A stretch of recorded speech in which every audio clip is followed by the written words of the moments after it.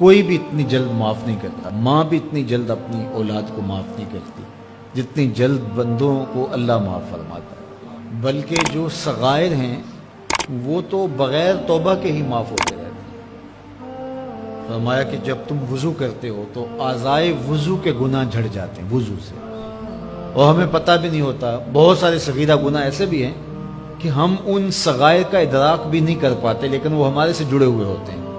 اور اسی طرح جب وہ ہمارے سے جھڑتے ہیں تو ہمیں ادراک بھی نہیں ہوتا کہ وہ ہمارے ساتھ جڑے تھے اور ہمارے سے دور بھی ہو گئے اور ہمیں پاک صاف کر دیا گیا۔ ایک نماز سے دوسری نماز تک کا وقت درمیان کے اندر ہونے والے گناہوں کا کفارہ ہے، ایک جمعہ دوسرے جمعے تک، ایک رمضان دوسرے رمضان تک گناہوں کا کفارہ ہے۔ تو یہ اللہ کی کرم نوازیوں کے اعلان ہے، بلکہ فرمایا ہم نے تم کو جو بڑے گناہوں سے منع کر رکھا ہے، اگر تم ان گناہوں سے اپنے آپ کو بچا لو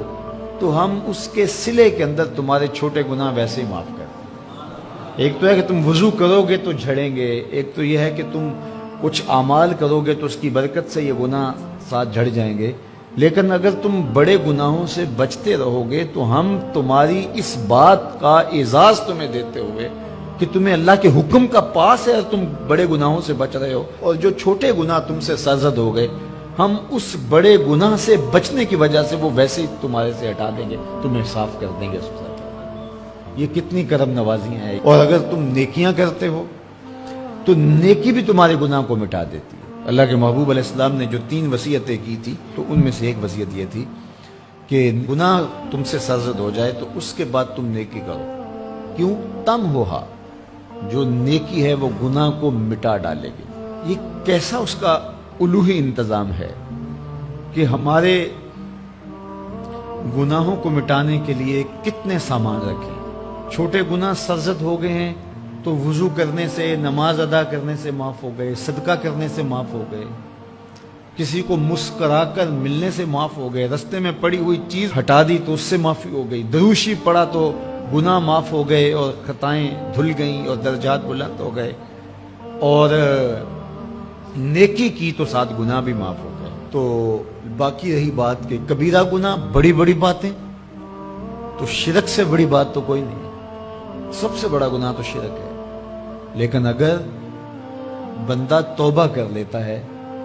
تو اللہ شرک کو بھی معاف کر دیتا ہے۔ ایمان شرک سے برات کا اظہار ہے تو شرک بھی معاف ہو گیا، ورنہ شرک معاف نہیں،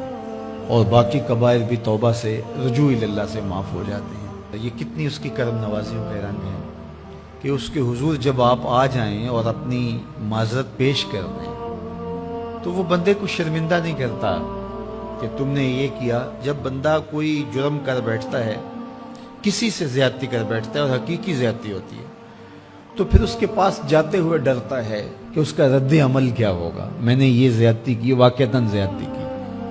اب اس کا سامنا کرتے ہوئے ڈرتا ہے کہ جب میں جاؤں گا معاف کرے گا نہیں کرے گا، دونوں امکان ہوتے ہیں۔ پھر معاف کرے گا تو کتنا رگے دے گا، مجھے کتنا احساس دلائے گا، اور اس کے بعد معاف کرے گا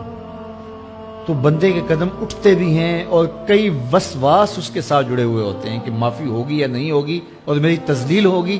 یا میری کیا صورتحال ہوگی۔ کسی سے بھی معافی مانگتے ہوئے اسی لیے لوگ اڑ جاتے ہیں، بعض اوقات وہ جانتے بوجھتے ہوتے ہیں کہ ہم نے یہ زیادتی کی ہے، اپنے بھائی کا دل دکھایا ہے، حق مارا ہے، زیادتی کی ہے، لیکن وہ اس احساس سے بچنے کے لیے تو پھر آہستہ آہستہ آہستہ آہستہ وہ اس کے عادی ہو جاتے ہیں۔ لیکن آپ اور میں گناہ کرتے ہیں، تو گناہ کرنے کے بعد جب خیال پیدا ہوا کہ معافی مانگنی چاہیے، تو جب ہم وضو کر کے قدم اٹھاتے ہیں توبہ کے لیے تو ہمیں کوئی ایسا وسوسہ نہیں ہوتا کہ وہ معاف نہیں کرے گا، بلکہ حضرت داتا گنج بخش علی حجویری علیہ رحمہ کشف المعجوب میں ایک بزرگ کا قول نقل کیا کہ جس نے توبہ کی اللہ نے اسے معاف کر دیا، تو پھر ایک دوسرے بزرگ کا قول پیش کیا، کہا نہیں ایسا نہیں ہے کہ جس نے توبہ کی اللہ نے اسے معاف کر دیا، بلکہ یہ ہے کہ جس کو اللہ نے معاف کرنا تھا اس کو توبہ کی توفیق دی۔ وہ خود کہتا ہے نا کہ توبوا الی اللہ، میری طرف آؤ، رجوع کرو اور میری طرف آ کے اپنے گناہوں کی معافی مانگو، تو اللہ توبہ کے لیے بلا رہا ہے، تو جب بلا رہا ہے تو اس کا مطلب ہے معاف کر دیا تو بلا رہا ہے نا۔